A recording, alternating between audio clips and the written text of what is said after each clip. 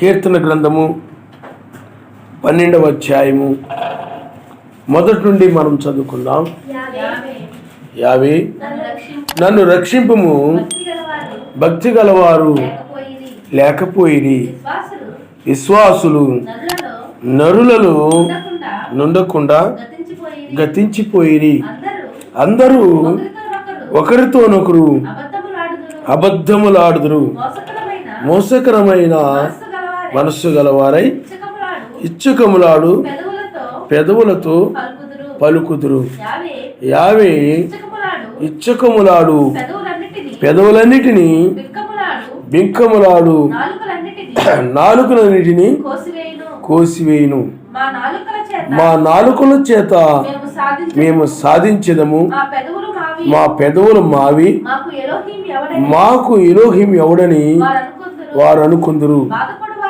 బాధపడు వారికి చేయబడిన బలత్కారమును బట్టి, దరిద్రుల నిట్టూర్పులను బట్టి నేను ఇప్పుడే లేచెదను. రక్షణను కోరుకుని వారికి నేను రక్షణ కలుగు చేసేదను అని యావే సెలవిస్తున్నాడు. యావే మాటలు పవిత్రమైనవి, అవి మట్టి మూసలు 7 మార్లు కరిగి ఊదిన వెండి అంత పవిత్రములు. యావే నీవు దరిద్రులను కాపాడెదవు, ఈ తరము వారి చేతిలో నుండి వారిని నిత్యము రక్షించెదవు. నరులలో నీచ వర్తన ప్రబలమైనప్పుడు దుష్టులు గర్విష్ఠులై నలుదిక్కుల తిరుగులాడుదురు. ఆయన నామమున స్తోత్రం. హల్లెలూయా, హల్లెలూయా. యావే నన్ను రక్షింపుము, భక్తి గలవారు లేకపోయిరి, విశ్వాసులు నరుల్లో నుండకుండా గతించిపోయిరి. విశ్వాసులు నరుల్లో నుండకుండా గతించిపోయిరి. అందరూ ఒకరితోనొకరు అబద్ధములాడుదురు, మోసకరమైన మనస్సు గలవారై ఇచ్చకములాడు పెదవులతో పలుకుదురు. గమనించండి, ఇవి ఆయన రాకడ సమయంలో విశ్వాసులు నరుల్లో నుండకుండా గతించిపోయిరి. అందుకే భక్తి గలవారు లేకపోయిరి. ఆ మాటలు నిజంగా ఈ దినాల్లో మనం చూస్తూ ఉంటాం. ఎందుకనంటే ఈ దినాల్లో మనం చూస్తే ఇలాంటి పరిస్థితి కనపడతా ఉంది. పైకి క్రైస్తత్వము, సంఘాలు, పాస్టర్లు ఇవన్నీ పెరిగిపోయినట్టుగా కనబడుతూ ఉన్నవి, కానీ అవన్నీ కూడా అబద్ధ బోధలు. మా పెదవులతో మేము సాధించదమని ఈనాడు నోటి మాట కలిగిన వారు, వాక్చాతుర్యం కలిగిన వారు, వశపరుచుకునే మాటలు కలిగిన వారు, ఈ రకరకాలైనటువంటి మాటలు కలిగిన వారు అనేక మంది అనేక రకాలుగా బోధకులుగా మారిపోయి బోధిస్తూ ఆ విధంగా ఏదో ప్రపంచంలో సంఘాలు పెరిగిపోయినట్టుగా, సేవ పెరిగిపోయినట్టుగా, ఎక్కడ చూసినా కానీ క్రైస్తవులు ఏదో తెగ పెరిగిపోయినట్టుగా పైకి కనబడుతూ ఉన్నది, కానీ సత్యం అనేది లేదు. సత్యములో అంటే అపోస్తులు వేసినటువంటి పునాది మీద లేరు. ఎవరికి వాళ్ళే సొంత పునాదులు ఏర్పరచుకొని వాక్యాన్ని పక్కన పెట్టేసి ఎవరికి వాళ్ళే సొంత పునాదులు ఏర్పరచుకొని, మరి బైబిల్లో అపోస్తులు ఒక పునాది ఉన్నది బైబిల్లో అపోస్తుల ద్వారా, కానీ నాడు చూసినట్లయితే అదే పునాది ఈ పునాది తప్ప వేరొక పునాది వేయొద్దని బైబిల్లో రాయబడింది. కానీ నాడు చూస్తే ఎక్కడ చూసినా కానీ ఎవరికి వాళ్ళే సంఘాలు సొంత పునాదులు వేసుకున్నారు. బైబిల్ మిషన్ ఒకరు అంటారు, లోదన్ ఒకరు అంటారు, పెంచుకోస్తు ఒకరు అంటారు, క్రీస్తు సంఘం అని ఒకరు అంటారు, ఇలాగ శనివారం ఆరాధన కొంతమంది అంటారు, యెహోవా సాక్షులని కొంతమంది అంటారు. ఇలాగ రకరకాల డినామినేషన్స్ వాక్యం నుండి తొలగిపోయి ఉన్నాయి ప్రతిదీ కూడా. అందువల్ల ఈనాడు సంఘాలు ఎక్కడ చూసినా పెరిగిపోయినట్టుగా, క్రైస్తత్వం పెరిగిపోయినట్టుగా కనబడుతూ ఉన్నప్పటికీ దుర్బోధలు అని బైబిల్ చెప్తుంది అవన్నీ కూడా. ఎందుకని విశాల మార్గమున ప్రయాణించేవారు అనేక మంది ఉంటారు, కానీ ఇరుకు మార్గములో ప్రయాణించేవారు కొద్దిమంది మాత్రమే ఇరుకు మార్గంలో కొద్దిమంది మాత్రమే రక్షించబడతారు అన్నది. బుద్ధి లేని కన్యకులు, బుద్ధి కలిగిన కన్యకులు అన్నది బైబిల్. పెండ్లి కుమారుని కొరకు ఇద్దరు కనిపెడుతూ ఉన్నారు. ఆ బుద్ధి లేని కన్యకులు, బుద్ధి కలిగిన కన్యకులు అంటే, బుద్ధి కలిగిన కన్యకులు అంటే నిజమైన వారికి సాదృశ్యంగా ఉంటే, బుద్ధి లేని వారు అంటే ఈ యొక్క అబద్ధమైనటువంటి సంఘాలకు సాదృశ్యంగా ఉంది. అందుకని అబద్ధ బోధలు ఆడుదురు, అబద్ధ బోధలు ఇవన్నీ పెరిగిపోయాయి. చాలా విపరీతంగా పెరిగిపోయి చాలా భయంకరమైన పరిస్థితి సంఘాల్లో మనం చూస్తూ ఉన్నాం. వ్యాపారం అయిపోయింది. ధనము కోసము, ఈ విధంగా స్వార్థము కోసము, పెళ్ళిళ్ళ కోసము, ఉద్యోగాల కోసము, పదవుల కోసము, వాటి కోసము వీటి కోసము చాలామంది ఆ చర్చిలకు వెళుతున్నారు తప్ప రక్షణ కోసము బహు తక్కువ మంది. కాబట్టి ఏదో ఆయన నమ్ముకుంటున్నారంటే ఈ యొక్క లోక సంబంధమైన వాటి కోసము నమ్ముకునే వాళ్ళు చాలామంది ఉన్నారు. లోక ఆశీర్వాదం కోసం నమ్ముకునే వాళ్ళు చాలామంది ఉన్నారు. అందువల్ల ఈ పాస్టర్లు కూడా మామూలుగా వాక్యం చెప్తే చర్చికి రారు, మెసేజ్ గురించి చెప్తే వీళ్ళు చర్చికి సరిగా రారు. అలా కాకుండా మా చర్చికి వచ్చినట్లయితే సర్వశక్తిమంతుడు మిమ్మల్ని బాగా ఆశీర్వదిస్తాడు, ఫలానా వాళ్ళకి ఆ విధంగా ఆశీర్వదించబడ్డారు, వాళ్ళ వ్యాపారం వృద్ధిల్లింది, ఆయనకి ప్రమోషన్ వచ్చింది, ఆయనకి ఇంతకుముందు ఇంత తక్కువ జీతం వచ్చేది, ఇప్పుడేమో త్రిపుల్ జీతం వచ్చేస్తుంది. అలాగా ఈ విధంగా మనుషులు పాస్టర్లు ఏం చేస్తున్నారంటే మామూలుగా బోధిస్తే రాదని ఈ విధమైనటువంటి చెప్పి ఏదో మెసేజ్ గురించి కాస్త చెప్పి మీరు ఎలాగ జీవిస్తే ఆశీర్వాదాలను వచ్చేస్తాయి మీకు అని ఆ విధంగా చెప్తున్నారు. బైబిల్ ఏం చెప్తుందనండి, లోకమంతా కూడా ఆయన గురించి సాక్ష్యార్థంగా ప్రకటించండి, అటు తరువాత అంతం వచ్చునని ఉంది బైబిల్లో.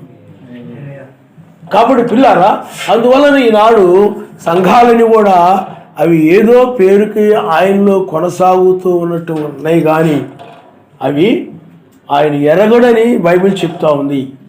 కాబట్టి ఇక్కడ రాయబడిన వాక్యం ఏమిటంటే, యావే నన్ను రక్షింపము.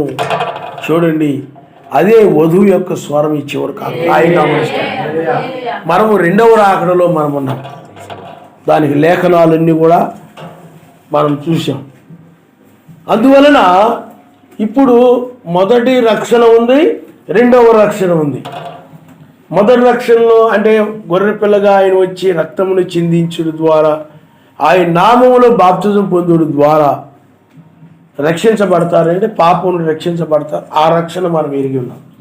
కాబట్టి ఈ కడవరి రక్షణ దగ్గరకు వచ్చేటప్పటికి ఆ వధువు మాత్రమే కనబడతా ఉంది, ఇక మిగతా వారు ఎవరు కూడా. అందుకని దావీదు కీర్తన, ప్రియులారా, ఎవరు కనపట్టలేదు. ఈనాడు అదే పరిస్థితి మనం చూస్తూ ఉన్నాం. యావే నన్ను రక్షింపము. అందుకని 5వ వచనంలో ఏముందనంటే, రక్షణ కోరుకుని వారికి నేను రక్షణ కలుగు చేసేదనని యావే సెలవిస్తున్నాడు. కాబట్టి ఇప్పుడు ఆయన వధువు దేని కోరుకుంటూ ఉన్నదనంటే, ఈ యొక్క తీర్పు దినములో ఏం చేస్తాడు ఆయన? వాని క్రియలు చొప్పున ప్రతి వానికి జీతం ఇస్తాడు, ప్రతిఫలం ఇస్తాడు. ఆ ప్రతిఫలం ఇచ్చేటువంటి టైంలో వధువుకి ప్రతిఫలముగా ఆయనే ఉంటాడు, ఆయనే వధువుని రక్షిస్తాడు.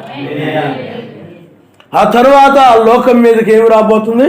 ఉగ్రత రాబోతుంది. ఎందుకంటే ఆయన అంగీకరించినందువలన లోకం మీదకి ఉగ్రత రాబోతూ ఉంది. లోకాన్ని ఆయన నాశనం చేయబోతున్నాడు. కాబట్టి ఇప్పుడు ఆయన వధువు ఈ తెల్లవారుజామున విశ్వాసులైనప్పటికంటే రక్షణ సమీపంగా ఉందని బైబిల్ చెప్తా ఉంది. కాబట్టి ఇప్పుడు ఆయన వధువుని రక్షించుట కొరకై ఆయన వచ్చాడు. అందుకనే ఇప్పుడు ఆయన వధువుకు రక్షించేవాడుగా ఉన్నాడు.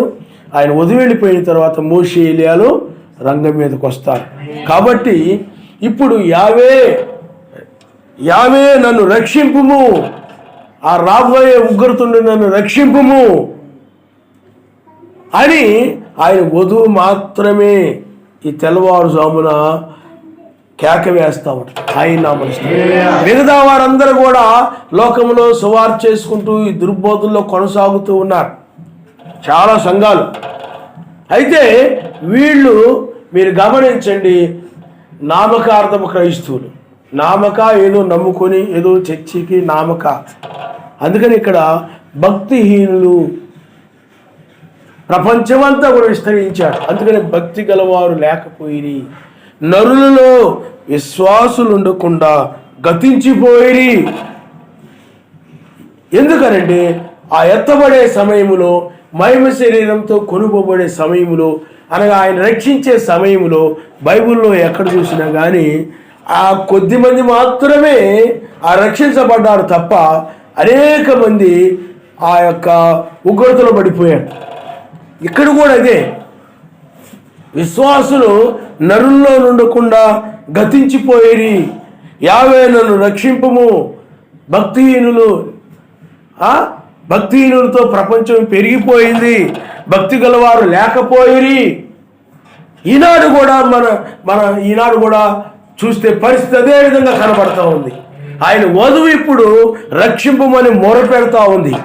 ఎక్కడ భక్తి కలిగిన వారు కనపడలేదు నాయన, ఎక్కడ నిజమైనటువంటి విశ్వాసులు ఎక్కడ కనపడడం లేదు. నరుల్లో సంఘాల్లో కానీ ఎక్కడ కూడా నిజమైనటువంటి విశ్వాసులు కనపడడం లేదు. నన్ను రక్షింపు నాయనా అని మొరపెట్టేది ఎవరు? నీవే. ఆయన నామనిస్తాం. హల్లెలూయా. ఏ సంఘానికైనా వెళ్ళి చూడండి, శరీరాశలు, లోకాశలు, ధనాపేక్ష, ఈ వ్యామోహాలతో ఉండకూడదని బైబిల్ చెప్తుంటే అలాంటి ఆశలతో చర్చీలకి వెళ్ళి వాటి గురించి ప్రార్థన చేస్తున్నారు. బైబిల్ ఏం చెప్తుందంటే, ఏమి తిందునా ఏమి త్రాగుతున్నా అని మీరు విచారింపకుడి.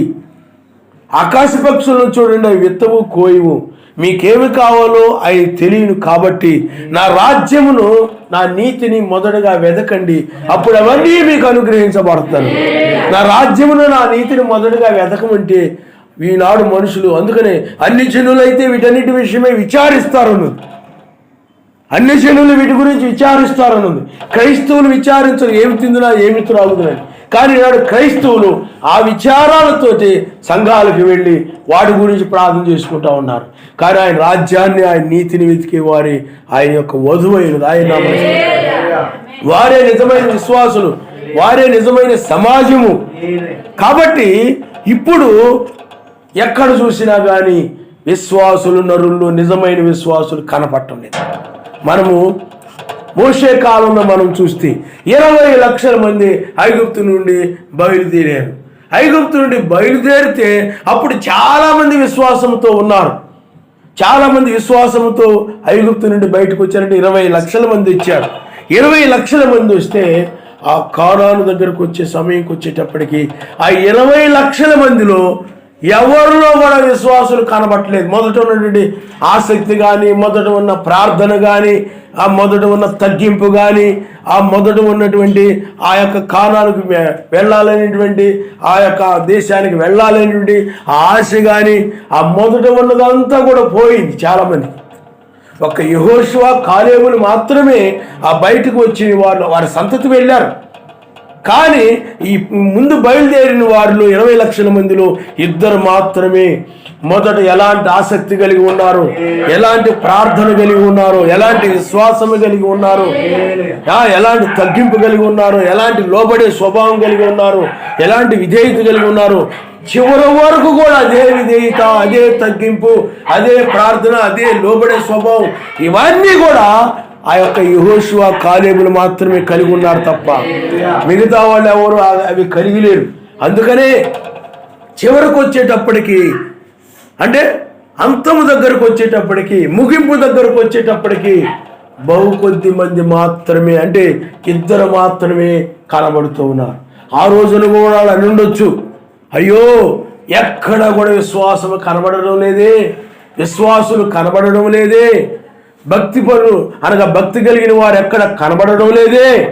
ఎక్కడ చూసినా కానీ మనుషులు లోక సంబంధమైన వాటిని ఆనందించడం, లోక సంబంధమైన వాటిని సంతోషించడం, ఆ మాటలు విని ఈ మాటలు విని నవ్వుకోవడం, వాళ్ళని చూసి వీళ్ళని చూసి వెర్రివారుగా మేము బాగా తెలివైన వాళ్ళమని, మేధావులు అని అలాగే హెచ్చించుకొని నవ్వుకోవడం, ఈ లోక ఆనందంలో లోక సంబంధమైన వాటి యందు, లోక పాటలు యందు, లోక విషయాల యందు ఆనందిస్తూ లోక సంబంధమైన వాటికి ఆనందం నవ్వు వచ్చేస్తుంది, కానీ ఆత్మ సంబంధ విషయాలకు ఆనందం రా. కానాను వెళుతున్నామంటే ఆనందం లేదు. లోక విషయాలైతే మాత్రం వాళ్ళని చూసి నవ్వుకోవడం, వీళ్ళని చూసి నవ్వుకోవడం, వాళ్ళ మాటలు విని నవ్వడం, వీళ్ళ మాటలు వినడం, ప్రసంగం విని నవ్వడం, ప్రసంగం లేని చిన్న చిన్నవి ఒకటి బలపడడం బలితే నవ్వుకోవడం, ఇవన్నీ కూడా లోక సంబంధమైనటువంటి స్వభావం నీలో ఇంకా ఉంది. కాబట్టి కానానుకు వెళ్ళేటప్పుడు ఏం జరుగుతూ ఉందనంటే, వాళ్ళు మొదట ఉన్నటువంటి ఆసక్తి, మొదట ఉన్నటువంటి ఆ యొక్క ప్రేమ, ఆ యొక్క వాక్యం మీద ప్రేమ కానీ, ఆ కానాను ప్రవేశించాలనేటువంటి ఆశ కానీ ఆ యొక్క ఇద్దరికి తప్ప, అంటే యెహోషువ కాలేబులకు తప్ప మిగతా వారికి లేదు. అందువలనే సర్వశక్తిమంతుడు వాళ్ళని నాశనం చేశాడు. అందుకని వాళ్ళు కానాను వెళ్ళే సమయంకి వచ్చేటప్పటికి ఏం జరిగింది చెప్పండి? ఎక్కడ కూడా విశ్వాసము కనబడడం లేదు. అందుకనే నరులలో విశ్వాసులు కనబడడం లేదు. అందుకనే మెస్సేజ్ కూడా ఏం చెప్పాడనంటే, నేను మరలా వచ్చినప్పుడు భూమి మీద విశ్వాసమును కనుగొందునా అన్నాడు. భూమి మీద విశ్వాసమును కనుగొందునా. మరి చాలా మంది ఉన్నారు కదండి ప్రపంచం అంతా. అమెరికా దేశమే అది క్రైస్తవ దేశము. అలాగే ప్రపంచంలో చాలా దేశాలు ఉన్నాయి క్రైస్తవ దేశాలు. అన్ని క్రైస్తవ దేశాలుగా మారిపోయి ఎక్కడ చూసినా కానీ వీధి వీధి కూటాలు పెట్టి పాస్టర్లు పెరిగిపోయి సంఘాలు పెరిగిపోయి ఇన్ని ఉంటే మరి మెస్సేజ్ అబద్ధం చెప్పాడంటారా? దీన్ని బట్టి మనకు అర్థమయ్యేది ఏంటంటే, వీళ్ళు నిజమైన వారు కాదు. అందుకని బైబిల్లో నిజమైన వధువు ఉన్నది, వేశ్య కూడా ఉంది, వేశ్యలు కూడా ఉన్నాయి, వేశ్య సంఘాలు ఉన్నాయి, నిజమైన వధువు కూడా ఉంది, వేశ్య సంఘాలు కూడా ఉన్నాయి. దీనిని బట్టి ఆయన ఈ రెండవ రాకడ సమయంలో మనం చూస్తే నరులలో ఎక్కడ కూడా విశ్వాసులు కనబడటం లేదు. ఆయన చెప్పింది సత్యమే. మరలా వచ్చినప్పుడు అందుకని అంటాడు, నిత్యము ప్రార్థించమని ఉపమానం చెప్పినప్పుడు, నాకును నా ప్రతివాదికి న్యాయం తీర్చమని దివారాత్రులు ప్రార్థించేటువంటి వారిని నేను కనుగొనగలనా? దివారాత్రులు నాకును నా ప్రతివాదికి, ఈ యొక్క తప్పుడు సంఘాలకని వాక్యానికి విరోధంగా ఉన్న సంఘాలకని నాకును న్యాయం తీర్చమని దివారాత్రులు ప్రార్థించే వారిని నేను కనుగొనగలనా?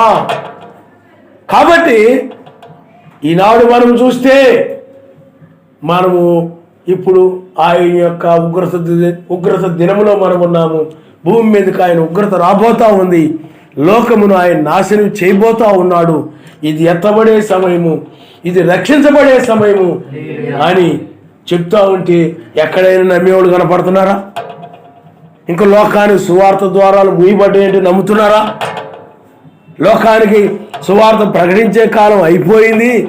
ఇది ఉగ్రతను తప్పించుకునే సమయం, ఇది తెల్లవారుజాము అంటే నమ్ముతున్నారా? అంటే నమ్మడం లేదండి. ఆయన ఏం కనుగొనలేకపోతున్నాడు చెప్పండి? విశ్వాసమును కనుగొనలేకపోతున్నాడు. ఆయన నమ్మలేదు, విశ్వాసం కనపట్లా, విశ్వాసము కనపట్లా. అందుకనే విశ్వాసం కనపట్టలేదు. కాబట్టి నిజమైన వధువు మాత్రమే, బహు కొద్ది మంది మాత్రమే నమ్ముతారు తప్ప మిగతా వాళ్ళందరూ అలాగలో సువార్త చేసుకుంటూ సువార్త ప్రకటించుకుంటూ ఆయన ఎప్పుడు వచ్చాడో, ఎప్పుడు నీతిమంతులు వెళ్ళారో, రక్షించబడ్డారో, ఇంకా ఆ సువార్త ప్రకటించుకుంటూ అలా పోతుంటారు. కానీ ఎప్పుడు ఆయన వచ్చాడో, ఎప్పుడు నీతిమంతులు తీసుకొని వెళ్ళాడో వాళ్ళకి తెలియదు. అలాగ ఉగ్రతలోకి వెళ్ళిపోతారు. కానీ ఆయన యొక్క దయాసంకల్పంలో, ఆయన కనికరము కలిగినటువంటి ఆయన యొక్క ప్రజలు మాత్రము, ఆయన బిడ్డలు మాత్రము ఈ యొక్క సమయాన్ని, ఈ కాలాన్ని విశ్వసించి, వర్తమానాన్ని విశ్వసించి, ఈ కాలాన్ని విశ్వసించి, తీర్పు దినమును విశ్వసించి ఉగ్రతుని రక్షించబడతారు. ఆయన నామమున హల్లెలూయా, హల్లెలూయా. అందుకని ఎక్కడ చూసినా కానీ నరులలో, లోకములో విశ్వాసులు కనపడటం లేదు, భక్తి కలిగిన వారు కనపడటం లేదు, ప్రార్థించేవారు కనపడటం లేదు. అంతం కాబోతుందంటే నమ్మేవారు కనపడటం లేదు, నవ్వుతారు, ఎగతాళి చేస్తారు. అంతం కాబోతుందంటే నవ్వడానికి ముందు ఉంటుంది ఈ లోకం. మీకు అర్థమైందా? ఎగతాళి చేయడానికి ముందు ఉంటుంది, అపహాస్యం చేయడం. అర్థపడతారంటే వీళ్ళు ఈ తెల్లవారుజామంట లోకం ఏం చేస్తుంది చెప్పండి? అపహాస్యం చేస్తాం. కాబట్టి పిల్లారా, సర్వశక్తిమంతుని యొక్క లేఖనములను చెప్పబడిన ప్రకారము ఈనాడు ఎక్కడ కూడా ఏం కనపట్టలేదు చెప్పండి? విశ్వాసం కనపట్ల. ఉగ్రత దినంలో ఉన్నాము, ఆయన న్యాయాధిపతిగా ఉన్నాడు. ఈ యొక్క ఉగ్రత దినములోనే వాని క్రియలు చొప్పున ప్రతిఫలం ఇస్తాడు ఆయన. ఆ ప్రతిఫలం ఇవ్వడానికి ఆయన ఇప్పుడు రంగం మీదకి వచ్చాడు. కాబట్టి ప్రతిఫలం పొందుకొని పైకి కొనుకోబడాలి. ఇది పైకి కొనుకోబడే సమయం ఇదే అంటే మనుషులు ఏం చేయట్లేదు చెప్పండి? నమ్మడం. బ్రహ్మాం గారు తర్వాత అంటే ఏ వర్తమానం లేదని చెప్తూ ఉన్నారు. మరి ఉగ్రత దినములో వధువు ప్రతిఫలాన్ని పొందుకుంటుందని ఉంది. మరి ఏ వర్తమానం లేకపోతే ప్రతిఫలం ఎప్పుడు పొందుకుంటుంది? మరి ఉగ్రత దినం ఎప్పుడు వస్తాయి? ఉగ్రత చాలామంది ఏమంటారండి, ఆ బ్రహ్మాం గారు వర్తమానం ద్వారా అలా వెళ్ళిపోతాం, వధువు వెళ్ళిపోతుంది పైకి. ఎప్పుడు వెళ్ళిపోతుందో ఎప్పుడు ఎత్తపడుతుందో లేఖనాలు తెలియకుండా బోధించుకునేటువంటి వారు ఆ విధంగా చెప్తూ ఉంటారు. కానీ ఉగ్రత దినము ఒకటి ఉన్నదని, ఆ దినములోనే వధువు ఎత్తబడుతుందని, ప్రతిఫలాన్ని పొందుకుంటుందని లేఖనాలు చెప్తున్నాయి. హల్లెలూయా, హల్లెలూయా. మరి అది బ్రహ్మాం గారి కాలంలో ఆ ఉగ్రత దినం రాలేదు. ఎందుకంటే 1963లో ఆయన కృపా సింహాసనం మీద ఉన్నాడు తప్ప తీర్పు సింహాసనం మీద లేడు. న్యాయమైన తీర్పు ఆరంభము కాలేదు. న్యాయమైన తీర్పు బయలుపరచబడు దినమే ఉగ్రత దినం. ఆయన న్యాయాధిపతిగా బయలుపరుచుకుంటాడు. ఆయన న్యాయమైన తీర్పును ఆయన బయలుపరుస్తాడు. అదే ఉగ్రత దినం. కాబట్టి బ్రహ్మాం గారు వర్తమానం తర్వాత ఉగ్రత దినం ఉందంటే న్యాయమైన తీర్పు ఉన్నది. ఆ తీర్పు దినములోనే వధువు ప్రతిఫలాన్ని పొందుకుంటుంది. లోకానికి ఇవ్వడానికి ఈ మతశాఖ సంఘాలకి, ఈ దుర్బోధకులకి వారికి ఇవ్వాల్సిన ప్రతిఫలాన్ని ఆయన ఇచ్చేస్తాడు. ఎందుకంటే ఎందుకు దుర్బోధలు అంటే సర్వశక్తిమంతుడు ఒక్కడైతే ముగ్గురైన బోధించడం దుర్బోధ. క్రిస్మస్, లెంట దినాలు ఇవన్నీ బైబిల్లో పాటించమని చెప్పలా, బైబిల్లో లేవు. వాటిని అనుసరించమని ఎక్కడా లేదు. వాళ్ళు బైబిల్లో ఉన్నటువంటి లేఖనాలని వాళ్ళు వేరే విధంగా మార్చుకున్నారు. ఆయన 40 దినాలు చేశాడు కదండి మెస్సయ్య. ఆ శిలువ శ్రమలకి దీనికి అసలు సంబంధం లేదు. ఇలాగూ బస్ బుధవారం అని అవని ఇవని చాలా రోమన్ క్యాథలిక్ సంఘం తీసుకొచ్చింది. ఇవన్నీ అపోస్తుల ఎక్కడ కూడా క్రిస్మస్ జరిపినట్టు అపోస్తులు బైబిల్లో మనకు కనపడదు. లెటర్ దినాలు పాటించినట్టు అపోస్తులు బైబిల్లో మనకు కనపడదు. బైబిల్లో నామములోనే బాప్తిజం పొందారు తప్ప తండ్రి కుమార పరిశుద్ధాత్మలు బాప్తిజం పొందినట్టు బైబిల్లో లేనే లేదు. దాని అర్థం తెలియక. కాబట్టి అందువల్ల ఇవన్నీ కూడా దుర్బోధలు, వాక్య వ్యతిరేకమైన బోధలు. అలాగే బ్రహ్మాం గారి సంఘాల్లో కూడా 1963లో రెండవ రాకడ జరిగిపోయిందనే బోధ, అది దుర్బోధ. క్రీస్తు థామస్ అని రకరకాల బోధలు. అందువలన ఎక్కడ చూసినా కానీ భక్తి పరులు, భక్తి కలిగిన వారు కనపట్టంలా. దుర్బోధకులు, భక్తిహీనులు, ఆ దుర్బోధనకు వెళ్ళే సంఘాలోళ్ళు ఆ విధంగా పరిహిమాలినటువంటి మార్గంలో వెళుతున్న వారే కనబడుతూ ఉన్నారు తప్ప అపోస్తుల బోధ మీద నిజమైనటువంటి వధువు ఎక్కడ కూడా కనబడటం లేదు. అందుకని భక్తి కలిగినటువంటి వారు కూడా చాలా మొదట ఉన్నటువంటి భక్తిని చివరికి వచ్చేటప్పటికి ఆ భక్తి లేకుండా భక్తిహీనులైపోతున్నారు. ఎంతో విశ్వాసము కలిగినటువంటి వారు ఎంతో విశ్వాసముతో వాక్యం కోసం నిలబడి మాకు పరలోకమే కావాలి ఇంకొకటి వద్దని ఆ విధంగా నిలబడిన వారు చివరికి వచ్చేటప్పటికి ఏమైపోతున్నారండి, ఆ యొక్క విశ్వాసాన్ని కోల్పోయి అన్యుల్లో ఒకరిగా, మత్స్యాసనగా శాఖా సంఘాల్లో ఒకరిగా మారిపోతున్నారు. చివరికి వచ్చేటప్పటికి మొదట ఉన్నటువంటి భక్తి కానీ, మొదట ఉన్నటువంటి ప్రార్థన కానీ, మీకు అర్థమవుతుందండి, ఆసక్తి కానీ, ఈనాడు అపోస్తులు కలిగినటువంటి ఆసక్తి కానీ, అపోస్తులు కలిగినటువంటి ప్రార్థన కానీ, అపోస్తులు కలిగిన తగ్గింపు కానీ, అపోస్తులు ఆ కాలంలో ఆ సంఘాలు కలిగి ఉన్నటువంటి ఆ యొక్క స్థితి కానీ ఈనాడు చూస్తే అప్పటికంటే ఇప్పుడు ఇంకా చాలా భయంకరంగా పాడైపోయినటువంటి పరిస్థితి మనం చూస్తున్నాం. ఆత్మీయంగా పాడైపోయినాయి సంఘాలు. మా మీరు అలా చెప్తున్నారు కండి, ఆయన నమ్ముకున్న తర్వాత మా ఆయన తాగుడు మానేశాడు, విగ్రహారాధన మానేశాడు, ఇప్పుడు ఆటో వేసుకొని చక్కగా నడుపుకుంటున్నాడు, బాగా డబ్బులు సంపాదించుకుంటున్నాడు. బైబిల్ ఏం చెప్తుందనంటే పిల్లారా, ఆ విధంగా అన్యుల్లో కూడా చాలామంది ఉన్నారు. మీకు అర్థమవుతుందండి? ఆయన నమ్ముకున్న తర్వాత మార్పు పొందామంటున్నారు చాలామంది. పిల్లారా గమనించండి, నువ్వు మార్పు పొందినట్టుగా ఉన్నప్పటికీ కూడా నామములో బాప్తిజం పొందకపోతే పరిశుద్ధాత్మ అనే వరము నీకు లేనట్టే. మారచ్చు. మీకు అర్థమైందా? ఇప్పుడు చాలామంది బాబాలు, స్వామీజీలు రకరకాల మోసగాళ్ళు ఉంటారు. అలాగే చాలా యథార్థంగా ఏ దురలవాట్లు లేకుండా ఏదో తపస్సు చేసుకుంటూ ఉన్న వాటితో కూడా సంతృప్తి పడి ఏ లోకాశం లేకుండా జీవించే వాళ్ళు కూడా ఉన్నారు. అది కాదు, నీ పాప క్షమాపణ నిమిత్తము ప్రతి ఒక్కడు కూడా ఆయన నామములో బాప్తిజం పొందాలని ఆయన నామములో ఇస్తారు. హల్లెలూయా. చాలా మంది నీతి పనులు చేసేవాళ్ళు ఉన్నారు. బైబిల్ ఏం చెప్తుందంటే వాళ్ళ యొక్క స్వనీతి క్రియలు సర్వశక్తిమంతుని దృష్టిలో అవి మురికి గుడ్డల వలె ఉన్నాయని బైబిల్ చెప్తుంది. ఆయన హల్లెలూయా. వాళ్ళ సొంత క్రియలు మురికి గుడ్డల వలె ఉన్నాయి. కాబట్టి నామములో బాప్తిజం పొందిన వారికి ఈ కడవరి రక్షణ అందరికీ కాదు. చాలామందికి కడవరి రక్షణ ఉన్నదన్న విషయం చాలామందికి తెలియదు. రెండవసారి ఆయన వచ్చి రక్షిస్తాడనే విషయం కూడా తెలీదు. ఏదో అలా వెళ్ళిపోతాం అనుకుంటారు, ఆయన ఎప్పుడో వస్తాడు అలా వెళ్ళిపోతాం అనుకుంటారు. చాలామంది ఆ కనిపెట్టడం కూడా పోయింది. ఆయన రాకడ కోసం కనిపెట్టడం కాకుండా లోకములో వాళ్ళు గొప్పవాళ్ళు అయిపోతున్నారు కాబట్టి మనం కూడా గొప్పవాళ్ళం అయిపోవాలి అన్న ఆశలతో చాలామంది ఆ విధంగా కనిపెడుతూ ఉన్నారు తప్ప ఆయన కొరకు కనిపెట్టేవారు లేరు. అందువలన ఎక్కడ చూసినా కానీ విశ్వాసము మనుషులలో కనబడడం లేదు. అలాగే యేసుక్రీస్తు నామములో బాప్తిజం ఇచ్చే సంఘాలు ఉన్నాయి, చాలా సంఘాలు.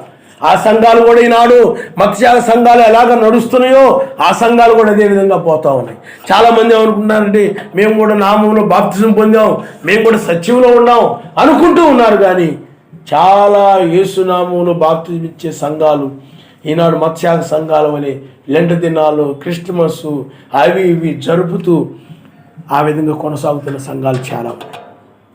కాబట్టి పిల్లారా ఆలోచన చేయండి. ఆయన వధువు మాత్రమే, ఆయన యొక్క రాకడను గుర్తించిన వధువు మాత్రమే ఈ తెల్లవారుజామున నన్ను రక్షింపుము, యావే నన్ను రక్షించు, రాబోయే ఉగ్రతుండి నన్ను రక్షించు నాయన, ఆ రక్షణ నాకు కావాలి నాయన, ఉగ్రతుండి నన్ను తప్పించు నాయన అని ప్రార్థిస్తూ ఉంటుంది. ఆయన నామములో హల్లెలూయా, హల్లెలూయా. అయ్యా భక్తి పరులు ఎక్కడ కనబడడం లేదు. ఆ యొక్క జనుల్లో విశ్వాసులు కనబడటం లేదు. నరులలో ఎక్కడ చూసినా కానీ విశ్వాసులు కనబడటం లేదు. కాబట్టి నాయనా నన్ను రక్షింపము. అందుకని లోకములో ఎక్కడ కూడా విశ్వాసులు కనబడకుండా ఉండడము, భక్తిని కనబడకుండా ఉండడము అది అంతమునకు సూచనని మనం గ్రహించగలుగుతున్నాం. హల్లెలూయా. లోకం యొక్క అంతానికి అది సూచన, వధువు రక్షించబడుటకు అది సూచన. ఆయన నామములో హల్లెలూయా.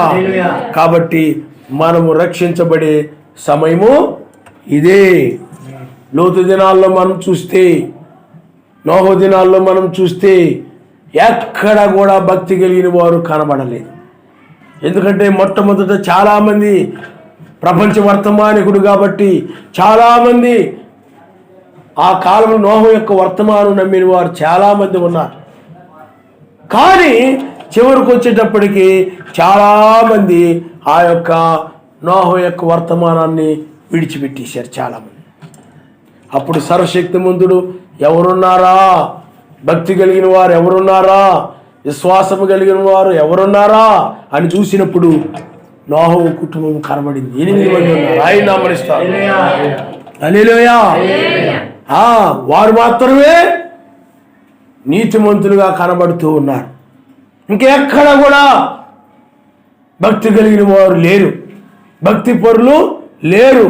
నరులలో ఎక్కడ కూడా విశ్వాసము కలిగిన వారు కనబడటం లేదు. ఇది అంతం కాబోతుందంటే నమ్మేవారు ఎవరు కనబడటం లేదు. ఇది నాశనం కాబోతూ ఉన్నదంటే నమ్మేవారు ఎవరు లేరు. నోవహు మాత్రమే ఇది అంతం కాబోతుంది, ఇది నాశనం కాబోతుంది, మీరు ఓడలోనికి ప్రవేశించండి అని చెప్తే నమ్మే వాడుగా కనబడుతున్నాడు. ఆయన మిగతా చోట ఎక్కడ కూడా విశ్వాసము కనబడటం లేదు. అందుకనే నరులలో విశ్వాసులు కనబడటం లేదంటే, లోకములో భక్తి కలిగిన వారు కనబడటం లేదనంటే, అపోస్తులు చేసినటువంటి భక్తి, ఆది సమాజం చేసినటువంటి భక్తి, వాళ్ళు వాక్యానికి భయపడ్డారు, సర్వశక్తిమంతునికి భయపడ్డారు.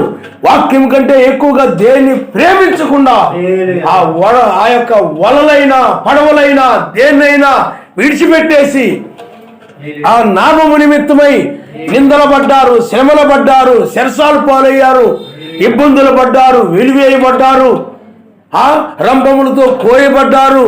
కొండ యొక్క గుహల్లోను సొరంగముల్లోను వాటిలోను వీటిల్లోనూ ఆ వాక్యం నిమిత్తమై ఆ రక్షణ నిమిత్తమై అంతగా భక్తి కలిగిన వారుగా కనబడుతున్నారు. ఆయన ఈనాడైతే సంఘాల వాళ్ళకి సుఖభోగాల కోసమే, మా సంఘానికి వస్తే మీకు మంచి సుఖాలు దొరుకుతాయి, సుఖభోగాలు లభిస్తాయి అంటే బాగా ఆశీర్వదించబడతారు, ఆశీర్వాదం ద్వారా మీరు సుఖభోగాలతో బాగా జీవిస్తారు. మీరు మా సంఘాలకు రండి, శ్రమలు లేవు వాక్యం కోసం. ఎందుకంటే మనుషులు వాక్యం ప్రకారంగా ఉండకుండా అటు అన్యులు తగ్గట్టుగా అన్యులు ప్రకారంగా నడుస్తున్నారు క్రైస్తవులు. ఇప్పుడు అలాగే క్రైస్తవులు తగ్గట్టుగా నడుస్తున్నారు, ముస్లింస్ తగ్గట్టుగా నడుస్తున్నారు, అందరికి తగ్గట్టుగా నడుస్తున్నారు. అంటే ఇంట్లో భర్తకు తగ్గట్టుగా, అతను అవిశ్వాస అయితే ఆ భర్తకు తగ్గట్టుగా నడుస్తున్నారు. ఒకవేళ భార్య విశ్వాస అయితే ఆ భార్య తగ్గట్టుగా పోతూ ఉన్నాడు. లేకపోతే పిల్లల విశ్వాసం పిల్లల తగ్గట్టుగా పోతున్నారు, తల్లిదండ్రుల విశ్వాసం తల్లిదండ్రుల తగ్గట్టుగా పోతున్నారు, బంధువుల విశ్వాసాలు అయితే వాళ్ళ తగ్గట్టుగా వాళ్ళకు ఎలా చెప్తే వాళ్ళకు లోబడిపోతారు. అందువలన ఎవరి వల్ల శ్రమలు లేవు, ఎవరి వల్ల తిరస్కరించబడడం లేదు, ఎవరి వల్ల నిందలు లేవు, ఎవరి వల్ల వాక్యం నిమిత్తమై మెస్సేజ్ నిమిత్తమై ఈనాడు అవి కనబడుతుంది. ఆయన నమ్మరిస్తారు. హల్లెలూయా. భక్తిలో ఉంటేనే ఉంటాయి. కానీ ఈనాడు ఎక్కడికక్కడ ఎటు అంటే ఏ ఎండకా కొడుకు అన్నట్టుగా ఎవరికి తగ్గట్టుగా వాళ్ళకు అనుకూలంగా పోతూ ఉన్నారు. కాబట్టి అందువలనే నీకు లోకముతో కానీ సాతానుతో కానీ ఎవరితో కూడా ఏ విరోధం నీకు ఉండదు. కారణం ఎందుకంటే వాక్యం మీద నిలబడితే కదా నీ ఇంట్లో కూడా నీకు ఏ విరోధం కలగదు. కారణం ఎందుకని నువ్వు వాళ్ళ తగ్గట్టుగా పోతూ ఉంటావు, వాళ్ళని సంతోషపరచాలన్నట్టుకు పోతూ ఉంటావు, వాళ్ళని ఆనందపరచాలన్నట్టుకు పోతూ ఉంటావు, వాక్యం మీద నిలబడవు నీవు.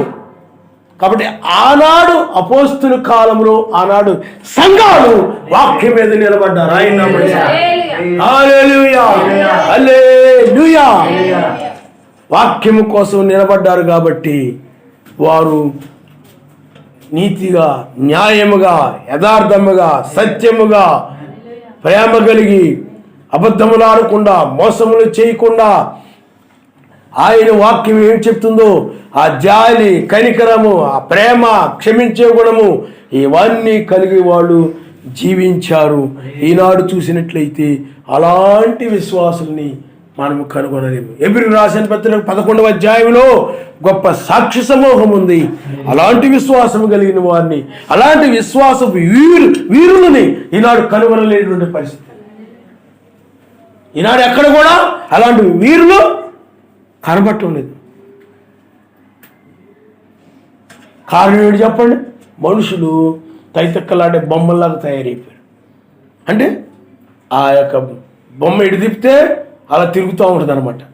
బజార్లో మెయిన్ రోడ్లో అక్కడక్కడ అమ్ముతూ ఉంటారు బొమ్మలు. వాడు జనాన్ని ఆకర్షించడం కోసం ఎలా అలా ఎలా ఎలా అలా ఆడిస్తూ ఉంటాడు అనమాట. వాడు ఇష్టం వచ్చినట్టు ఆడుతూ ఉంటుంది ఆ బొమ్మ. అలాగే ఈనాడు కూడా మనుషులకి ఇష్టం వచ్చినట్లుగా, లోకానికి ఇష్టం వచ్చినట్లుగా మనుషులు అలాగే క్రైస్తవులు ఆడుతూ ఉన్నారు బొమ్మల్లాగా. అపోస్తుల కాలంలో క్రైస్తవులు ఆ విధంగా లేరు, వాళ్ళు శ్రమలు పడ్డారు. ఆయన హల్లెలూయా. వెలివేయబడి శ్రమలు పడ్డారు. అన్ని సంఘాలు ఒకటి, క్రైస్తవులందరూ ఒక్కటే, అందరు పాస్టర్లందరూ ఒక్కటే, ఐక్య క్రిస్టమస్, ఐక్య ఆరాధన, ఇవన్నీ ఈనాడు సంఘాలు కలిసిపోతూ ఉన్నాయి. రకరకాల డినామినేషన్స్, రకరకాల సిద్ధాంతాలు, రకరకాల బోధలు, రకరకాల పద్ధతులు, అయినా కానీ మనుషులు ఏం చేస్తున్నారు చెప్పండి? రకరకాలుగా ఎవరికి వాళ్ళే ఆ యొక్క విశ్వాసంతో, ఇష్టం వచ్చినటువంటి విశ్వాసాలతో కొనసాగుతూ పోతున్నారు.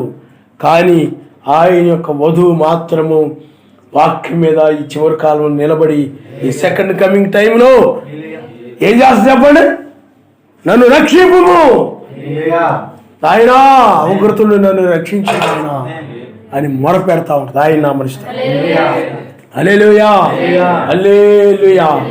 కాబట్టి పిల్లారా, ఎక్కడ కూడా ఆ యొక్క నోహు కాలంలో విశ్వాసము కనబడలేదు. అందుకని నోహు అని ఉండొచ్చు ఆ రోజుల్లో, అయ్యా ప్రపంచంలో ఎక్కడ చూసినా కానీ నరుల్లో విశ్వాసం కనబడటం లేదు, భక్తి పరులు కనబడటం లేదు. నన్ను రక్షించును ఆయన, నా కుటుంబం రక్షించును ఆయన అని మొరపెట్టి ఉండొచ్చు. ఆయన హల్లెలూయా. ఈనాడు కూడా వధువుకు సాదృశ్యము నోహు. కాబట్టి నీవు కూడా ఈ చివరి కాలంలో ఆ విధంగా మొరపెట్టాలి. ఎక్కడ చూసి నిజమైన విశ్వాసాలు కనబడటం లేదు. వేషధారులు, ఆనాడు ఇజ్రాయిల్లో ఆ పరిసయ్యులు, సద్దూకయ్యులు వీళ్ళందరూ కూడా వేషధారులు ఉండేవారు. అంటే పైకి క్రైస్తవులుగా వేషం వేసుకుని ఉంటారు, అంతే. క్రైస్తవులుగా వేషం వేసుకుని ఉంటారు, కానీ భక్తి ఉండదు లోపల. వాక్యాన్ని పూర్తిగా నమ్మరు, వాక్యం కోసం నిలబడరు. నిందలు వస్తాయేమో, శ్రమలు వస్తాయేమో, ఆయన నామమున బాప్తిజం పొందితే, ఆయన ఒక్కడిని ఒప్పుకుంటే వెలివేస్తారేమో అని ఈనాడు మనుషులు లోకానికి భయపడిపోయి పైకి భక్తి కలిగిన వారుగా కొనసాగుతున్నారు. పిల్లారా, అందువలనే ఎక్కడ కూడా భక్తి కలిగిన వారు కనబడటం లేదు. సంఘాలన్నీ కూడా ఏమైపోయినాయి చెప్పండి?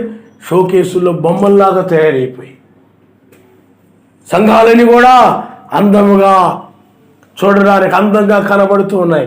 మనుషులు కూడా చూడడానికి అందంగా చక్కగా తయారైపోయి, మంచి చక్కగా అందంగా తయారైపోయి ఆ విధంగా చర్చిలోకి వెళ్ళిపోతున్నారు, ప్రార్థిస్తూ ఉన్నారు, గంగిరెద్దులాగా అలంకరించుకుంటున్నారు, మిగులు వెలగల వస్త్రాలు ధరించుకుంటున్నారు, ఆ యొక్క మందు దాగుతుంటారు, నోరు తెరిస్తే అబద్ధాలు ఆడుతూ ఉంటారు. మా నోటి ద్వారా మేము ఏదైనా సాధించగలము, నేను బాగా మాట్లాడగలను, మాట్లాడడం నాకు బాగా తెలుసు. ఆయన పిల్లలు లోకరీతిగా జ్ఞానం లేని వారుగా ఉంటారు. నీకున్న జ్ఞానము లోక జ్ఞానము, కానీ ఆయన పిల్లలకి లోకరీతిగా జ్ఞానం ఉండదు. నీకైతే లోక జ్ఞానం బాగా ఉంటుంది, అన్ని పనుల్లో, అన్ని వ్యవహారాల్లో, వాటిలో ఇట్లో మాట్లాడడంలో. అందువల్ల ఈ మత్స్యాగ సంఘాలు ఆ విధమైన జ్ఞానాన్ని కలిగి ఉంటాయి. అందుకని ఇక్కడ రాయబడింది, ఇచ్చకములాడు పెదవులన్నిటినీ, బెంకములాడు నాలుగులన్నిటినీ కోసివేయును. మా నాలుగు చేత మేము సాధిస్తాము, మేము ఏదైనా సాధించగలము, మా నాలుగు ద్వారా దేన్నైనా మేము పొందుకోగలము. మరి లోకంలో ఏదైనా మేము ఆ ఎమ్మెల్యేతో మాట్లాడగలము, కలెక్టర్తో మాట్లాడగలము, పలానా అధికారితో మాట్లాడగలము, ఈ అధికారితో మాట్లాడగలము. అధికారులు అందరూ మా చర్చికి వస్తారు, మేము వాళ్ళతో మాట్లాడగలము. బైబిల్ ఏం చెప్తుందంటే, లోకరీతిగా జ్ఞానము కలిగిన వారిని, లోకరీతిగా బలము కలిగిన వారిని, లోకరీతిగా ఎన్నిక కలిగిన వారిని ఆయన పిలవలేదు. ఆయన హల్లెలూయా, హల్లెలూయా. కాబట్టి ఇక్కడ నోటి ద్వారా ఎలా మాట్లాడాలో, ఎలా వశపరుచుకోవాలో, ఈ విషయాలన్నీ కూడా వీళ్ళకి బాగా తెలుసు. అందుకనే వాళ్ళ మీటింగులకి అనేక మంది వస్తూ ఉంటారు, వాళ్ళ ప్రసంగాలకు అనేక మంది ఆకర్షితులు అయిపోతూ ఉంటారు. యూట్యూబ్లో పెడితే అనేక మంది లైక్ చేస్తూ ఉంటారు. కానీ బైబిల్లో నిజమైన వర్తమానికుల యొక్క లేకపోతే ప్రవక్తల యొక్క వర్తమానాన్ని బహు కొద్ది మంది మాత్రమే సూచించారు. ఆయన హల్లెలూయా. యెజబెలు బోధలు అనేక మంది నమ్మారు, కానీ ఏలియా వర్తమానమును నమ్మిన వారు బహు కొద్ది మంది మాత్రమే. హల్లెలూయా. మోషే వర్తమానం నమ్మిన వారు ఇద్దరే. కాబట్టి ఇప్పుడు మనం ఉన్న సమయం ఏమిటి అని అంటే, కారణం ఏమిటనంటే ప్రపంచం వైపు చూసినప్పుడు ఎక్కడ కూడా నరుల్లో నిజమైన విశ్వాసులు కనబడడం లేదు, భక్తి పరులు కనబడడం లేదు. ఇక అవి కనబడడం లేదనంటే ఇక లోకమునికి ఆయన నాశనం చేయబోతున్నాడని అర్థం అనమాట. ఇది రక్షించబడే టైం అని అర్థం అనమాట. ఆయన ఎందుకంటే నోకాలములు అలాగే జరిగింది, ఇప్పుడు కూడా అదే విధంగా జరుగుతూ ఉంది. లోతు దినాల్లో కూడా అదే విధంగా జరిగింది. లోతు దినాల్లో కూడా లోతు అక్కడ జనులు ఉన్నారు, వాళ్ళందరికీ కూడా ఈ యొక్క పట్టణం నాశనం కాబోతుంది, అలాగే పట్టణాలు నాశనం కాబోతున్నాయి, బయటికి రండి. పట్టించుకోవాలి. అల్లుళ్ళకి వెళ్ళి చెప్పాడు, నా ప్రియమైన అల్లుళ్ళారా, నా కుమార్తెలు వివాహం చేసుకోబోతున్న అల్లుళ్ళారా, ఈ యొక్క సొదొమ గొమొర్రా పట్టణాలు నాశనం కాబోతున్నాయి, మీరు వెలుపలికి రండి అంటే ఎగతాళి చేశారు. ఆయన నా మనిషి ఎగతాళిగా తీసుకున్నారంట. ఎగతాళిగా చెప్తున్నట్టుగా ఉంటుంది చాలామందికి. అర్థమైందా? చాలా పెద్ద మందిరం ఉండి వేలాది మంది వస్తున్నారు అనుకోండి, అది చాలా పెద్ద పాస్టర్, అయినా చాలా గొప్ప పాస్టరు, ఈయనతో ఉండుంటాడు ఆయన. ఇప్పుడు సతీష్ కుమారు, జాన్ వెస్లీ గారు వాళ్ళు చెప్పారు అనుకోండి, చాలామంది నమ్మేస్తారు ప్రపంచం అంత. కారణం ఎందుకంటే డబ్బున్నోళ్ళు, పెద్ద సంఘాలు ఉన్నాయి, జనం పొలోమని వస్తూ ఉంటారు. కాబట్టి అదే సర్వశక్తిమంతుడు ఆశీర్వదించాడు, ఆయన నిజమైన బోధకుడు కాబట్టి, సర్వశక్తిమంతుడు బోధకుడు కాబట్టి ఆ విధంగా వచ్చేస్తున్నారు అని జనం అనుకుంటూ ఉంటారు. అందువలన అతను ఏది చెప్పినా కానీ నమ్ముతారు. కానీ అది విశాల మార్గం అనే విషయము ఆ జనానికి తెలీదు. అది విశాల మార్గం అనే విషయం ఆ జనానికి తెలీదు. అందుకనే మీరు గమనించండి, అది విశాల మార్గము. అందుకని ధనవంతుడు పరలోక రాజ్యాన్ని ప్రవేశించడం. ఆనాడు పరిసయ్యుడు లాజరు గురించి మనం చూస్తే, ఆ పరిసయ్యుడు ధనము కలిగిన వాడు, అతడు ధనవంతుడు. ఈనాడు కూడా పరిసయ్యులు లాంటి వాడు పాస్టర్లు ఈనాడు చాలామంది ఉన్నారు.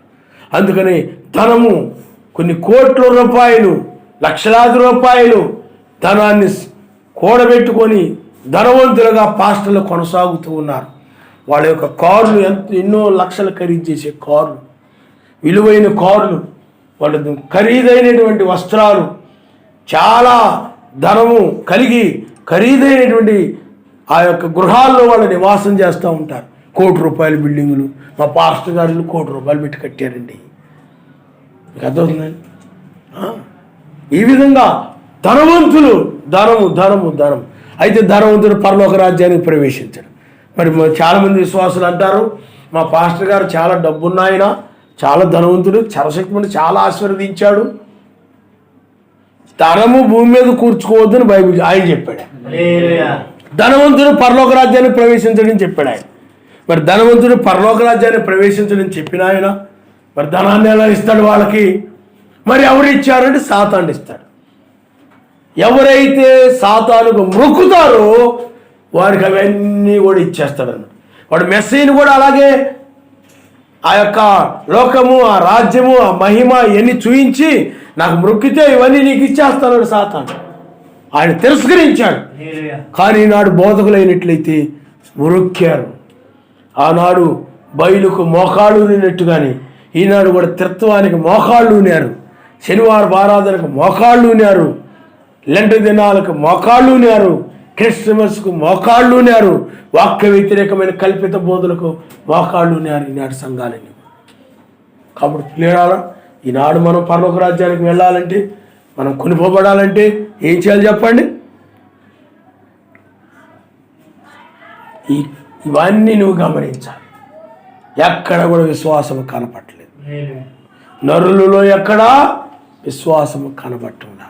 నువ్వు ఈ తెల్లవారుజాము ఇదిగో బైబిల్లో రాయబడింది, ఇదిగో వేకువ నక్షత్రంగా ఆయన వస్తానని వాగ్దానం చేశాడు, వేకువ చుక్కనిచ్చిందని వాగ్దానం చేశాడు.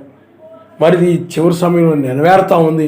ప్రతి 2000కు ఒకసారి మార్పు జరిగింది. ఆ ప్రతి 2000కు ఒక రక్షణ వచ్చింది. కాబట్టి ఇది రక్షించబడే సమయం ఇదే అంటే మనుషులు ఏం చేస్తున్నారో చెప్పండి?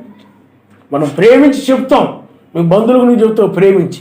వాళ్ళ మీద ప్రేమ ఉందంటే వాళ్ళు పిలిచే వాక్య వ్యతిరేకమైన వాటిలో పరిగెత్తి పాల్గొనడం కాదు ప్రేమ అంటే. ఈ రక్షణ గురించి నువ్వు ప్రేమ అంటే చెప్పు, అది ప్రేమ అంటే. హల్లెలూయా, హల్లెలూయా. కాబట్టి పిల్లరా, ఈనాడు మనుషులు ఏం చేస్తారు చెప్పండి? నవ్వుతున్నారు తీర్పు దినంలో ఉన్నామంటే. ఎందుకని? సామాన్యమైన వ్యక్తి చెప్తే నమ్మరు. ఆనాడు కూడా సామాన్యమైనటువంటి కార్యంగా జరిగింది అది, ఎత్తబాటు అనేటువంటి. చాలా సామాన్యంగా మెసేజ్ చూడండి, సామాన్యంగా వచ్చాడు. గొప్ప ధనం కలిగిన వారు గొప్ప వాళ్ళందరూ కూడా ఆయన నమ్మలా. ఏలియా సామాన్యంగా వచ్చాడు, గొప్పగా ఏమి రాలా. ఆయన గొప్పగా ఇప్పుడు మెస్సీ ఉన్నాడు అనుకోండి, పరిచయుల కుటుంబంలో పుట్టి ఆయన మంచి బంగారు ఉయ్యాల్లో ఊగి ఆ చక్కగా ఆ యొక్క పరిచయం వల్ల బాగా ధనము కలిగిన వాడుగా ఉన్నట్లయితే ఈనాడు సతీష్ కుమార్ లాగో, జాన్ వెస్లీ లాగో, వాళ్ళలాగో వీళ్ళలాగో ఆ ధనము కలిగిన వాడుగా ఉన్నట్లయితే చాలామంది ఆ రోజుల్లో కూడా నమ్మేవారు ఆయన్ని. మీకు అర్థమైందా? అందుకనే పెంతెకోస్తు పండుగ దినంకి వచ్చినప్పుడు ఆ యొక్క పరిశుద్ధాత్మ శక్తి కొరకు మీరు కనిపెట్టండి, ప్రార్థించండి అని చెప్పినప్పుడు 120 మంది మాత్రమే వచ్చారు. మిగతా వాళ్ళు ఎవరో రాలేదు. ఆయన వెంబడించిన వారు, అద్భుతాలు చూసిన వారు, స్వస్థతలు చూసిన వారు చాలామంది రాలా. అక్కడ 120 మంది మాత్రమే ఆ మేడగదిలో కనిపెట్టారు. ఆయన హల్లెలూయా. అప్పుడు ఆయన సామాన్యతలో ఉన్నాడు కాబట్టి చాలామంది ఆ రోజుల్లో ఆయన వచ్చాడనే విషయం ఎరగని వారుగా ఉన్నారు. యోహాను వచ్చినప్పుడు కూడా చాలామంది తెలియలేదు. అందుకని ఆయన అంటారు, నీకంటే ముందుగా ఏలియా రావాల్సి ఉంది కదా, మరి నువ్వు మెస్సయ్యగా నువ్వు కన్యక గర్భమున జన్మించావని మరి జనులందరూ చెప్పుకుంటున్నారు. కాబట్టి నువ్వు మెస్సయ్యవైతే మరి బైబిల్లో నీకు ముందుగా ఏలియా వచ్చి మార్గం సరళం చేస్తాడని బైబిల్లో రాయబడి ఉంది కదా, మరి నీకు ముందుగా ఏలియా రావాల్సి ఉంది కదా అంటే ఏలియా వచ్చాడు. కానీ ఆ ఏలియా ఎవరో మీరు ఎరుగక ఆయన్ని సిలువ వేశారని చెప్పాడు. ఏలియా ఎవరో మీరు ఎరుగలేదు. ఎందుకంటే యోహాను పేరు మీద ఉన్నాడు. ఆయన పేరు యోహాను, కానీ ఆత్మ ఎవరు చెప్పండి? ఏలియాలో ఉన్న ఆత్మది. ఆయన హల్లెలూయా. యోహానులో ఎవరు ఆత్మ చెప్పండి? ఏలియా ఆత్మ ఉంది. లోకరీతిగా ఏమి గొప్పవాడు కాదు. ఆయన అరణ్యముల్లో ఉండేవాడు, అడవి ఆహారమును భుజించేవాడు, మిడతలు తేనెను భుజించేవాడు. సామాన్యంగా వచ్చాడు, చాలామంది గుర్తించలేకపోయాడు. అందుకని నీకు ముందుగా ఏలియా రావాల్సి ఉంది కదండి. ఏలియా వచ్చాడు, కానీ ఆయన ఎవరో మీరు ఎరుగక ఆయన్ని మీరు ఇష్టం వచ్చినట్లు చేశారని చెప్పాడు. ఆయన నామనిస్తాడు. ఆయన ఎవరో వాళ్ళకి అర్థము కాలేదు. కాబట్టి పిల్లారా, ఈనాడు కూడా ఆయన రాకడలో మనం ఉన్నాము, తీర్పు దినంలో మనం ఉన్నాము, ఉగ్రత దినంలో మనం ఉన్నాము. కాబట్టి మా పెదవులు మావి, మేము మా నోటి మాట ద్వారా ఏదైనా సాధించుకుంటామని ఈనాడు వాళ్ళ దుర్బోధల ద్వారా ఎన్నో సాధించుండొచ్చు. కానీ అయితే వాక్యం చెప్తుందనేటి వాళ్ళ పెదవులన్నింటినీ బెంకంలాడు నాలుగుని ఆయన కోసివేస్తాడని, నాశనం చేస్తాడని వీళ్ళని బైబిల్ సెలవిస్తా ఉంది. ఆయన హల్లెలూయా. కాబట్టి పిల్లారా, ఈయన ఎక్కడ చూసినా ఏం కనపట్లేదు చెప్పండి? విశ్వాసులు కనపట్టలేదు, చర్చిలు సరిపోవట్లేదండి. చాలా సంఘాలు చెప్పొచ్చు, అవి దుర్బోధనలు నమ్మే విశ్వాసులే కానీ సత్యాన్ని నమ్మేవారు కనపట్టలేదు. ఆయన నామనిస్తాడు. హల్లెలూయా, హల్లెలూయా. మొదటి రాకడ నమ్మేవారు చాలామంది ఉండొచ్చు, కానీ రెండవ రాకడ నమ్మే విషయంలో విశ్వాసమును కనుగొందిన అన్నాడు ఆయన. ఆయన హల్లెలూయా. ఎందుకంటే మొదటి రాకడలో అద్భుతాలు, ఆశ్చర్యకార్యాలు, సూచక్రియలు, స్వస్థతలు అవన్నీ ఉన్నాయి. రెండవ రాకడలో వాక్య బయలుపాటు, న్యాయమైన తీర్పు బయలుపరచబడింది. అద్భుతాలు, సూచక్రియలు, మాత్కార్యాలన్నీ జరిగాయి అనుకోండి, చాలామంది నమ్ముతారు. కానీ సెకండ్ కమింగ్లో జడ్జిమెంట్ బయలుపరచబడుతుంది న్యాయాధిపతిగా. అందువల్ల ఆ జడ్జిమెంట్ వర్తమానం అంటే చాలామందికి ఇష్టం ఉండదు, చాలామంది వినలేరు ఆ వాక్యాన్ని. అందుకని బైబిల్ చెప్తా ఉంది, ఏ మానవుడు సమీపించాలని వెలుగులో అన్నట్టు ఆయన నామనిస్తాడు. ఈ వర్తమానాన్ని సమీపించాలంటే ఆయన కృప ఒక్కటే, ఆయన నామనిస్తాం.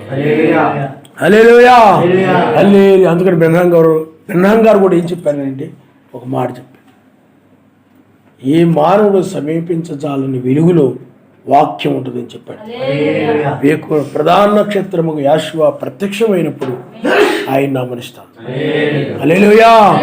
మరి ఏ మానవుడు సమీపించజాలని వెలుగు, నీతి, సమాధానము, పరిశుద్ధాత్మ ఆనందము. మరి దాన్ని సమీపించాలంటే ఎవరు సమీపించలేరు. కానీ ఆయన కృపను పొందినటువంటి గొర్రెపిల్ల జీవగ్రంథంలో ఎవరి పేర్లు రాయబడ్డాయో వారు మాత్రమే ఆ నీతి, ఆ సమాధానమును, పరిశుద్ధాత్మ ఆనందంతో జీవిస్తారు. ఆయన అంటే నీతిమంతులుగా మారతారు. ఆయనతో సమాధానం కలిగిన వారుగా మారిపోతారు. పరిశుద్ధాత్మ అనగా పరిశుద్ధాత్మ ఆనందించేవారుగా మారిపోతారు. హల్లెలూయా. లోకం వాళ్ళ ముందుకెళ్ళి నువ్వు ఎన్ని తైతెక్కలాడు చేసినా లోకానందం రాదు వాళ్ళకి. చాలామంది ఎవడన్నా పరిగెత్తపడ్డాడు నవ్వేస్తుంటారు. కానీ పరిశుద్ధాత్మ నీలో ఉందనుకోండి, వాటికి ఆనందించును. మీకు అర్థమైందా? దేనికి పడితే దానికి నవ్వుతున్నావంటే లేదు. అక్కడ పరిశుద్ధాత్మయందు ఆనందించడమే తప్ప లోక సంబంధమైన వాటి ఏం చేయలేవు. చెప్పండి, నువ్వు ఆనందించలేవు. కాబట్టి పిల్లారా, ఆలోచన చేయండి. ఇది యావే నన్ను రక్షింపుము, ఎందుకంటే ఆయన మాట పవిత్రమైనటువంటిది. ఆయన మాటలు పవిత్రమైనవి. ఇప్పుడు ఇది ఆయన వాక్యము. ఆ వాక్యమే పవిత్రమైన వాక్యం. ఇది ఇప్పుడు మనము పవిత్రమైనటువంటి ఆ యొక్క అనగా అతి పరిశుద్ధమైనటువంటి అతి పవిత్రమైనటువంటి మాటలు ఇవి. ఈ వాక్యం నిన్ను ఏం చేసి చెప్పండి, అతి పవిత్రులుగా మారుస్తుంది. అంటే ఇంకా నీలో ఏ ముడత, మచ్చ, కళంకము, అంటే నీలో అసూయ కానీ, ద్వేషము కానీ, క్రోధము కానీ ఇంకా ఏమీ కూడా మరి అన్నడు కూడా కనబడకుండా నిన్ను అతి పరిశుద్ధులుగా చేస్తాం. కాబట్టి అందుకనే ఇక్కడ వాక్యం చెప్తుంది, 7 మార్లు కరిగి ఊదిన వెండి అంత పవిత్రములు అన్నాడు. సరే, 7 సంఘకాలంలో మనం చూస్తూ ఉంటాం. అప్పుడు 7 సంఘకాలంలో ఉన్నటువంటి ఆయనే ఇప్పుడు 8గా ఉండి ఆయన రక్షించేవాడుగా ఉన్నాడు. ఆయన నమ్మిస్తాం. హల్లెలూయా. కాబట్టి పిల్లారా, దుష్టులు గర్విష్ఠులై, చూడండి, నరులలో నీచ ప్రవర్తన ప్రబలమైనప్పుడు దుష్టులు గర్విష్ఠులై నలుదిక్కులా తిరుగుయాడుదురు. ఇప్పుడు చూడండి, ప్రపంచాన్ని ఆయన దురాత్మకు విడిచిపెట్టేశాడు. అందువల్ల ప్రపంచంలో ఏం జరిగింది చెప్పండి? నరుల్లో నీచ ప్రవర్తన ప్రబలిపోయింది. నీచముగా ప్రవర్తించడం, హింసించడం, చంపడం, త్రాగడం, తిరగడం, చంపేసుకోవడం, చాలా నీచముగా, చాలా భయంకరముగా. సర్వశక్తిమంతుని భయం లేదు. మనుషుల్లో ఎక్కడ చూసినా భయం లేదు. ఆరాధన అంటే భయం లేదు. ప్రార్థన అంటే భయం లేదు. రక్షణ కోల్పోతాననే భయం లేదు. రక్షణ పోయిద్దేమో, నేను ఆ వాక్యాన్ని కనుక మీరిపోతే, ఆ సమయాన్ని ఆరాధనకి వెళ్ళకపోతే, ఈరోజు ఆదివారం ఆరాధన మానేస్తే, బుధవారం ఆరాధన మానేస్తే నేను ఆయన యొక్క వాక్యాన్ని కోల్పోతానేమో, ఆరాధన కోల్పోతానేమో. దివారాత్రులు వాక్యం చదవకపోతే, దివారాత్రులు ప్రార్థించకపోతే, నాలో తగ్గింపు లేకపోతే నేను విడిచిపెట్టబడతానేమో. ఆ భయము ఈనాడు మనం కనుగొనలేకపోతా ఉంటాం. భయం ఉండాలి. ఆ ప్రతి చిన్న వాక్యాన్ని కూడా నువ్వు భయపడతావు అన్నమాట. ఆ సర్వశక్తిమంతుని పరిశుద్ధాత్మ నీలో ఆయన ఆమరిస్తాడు.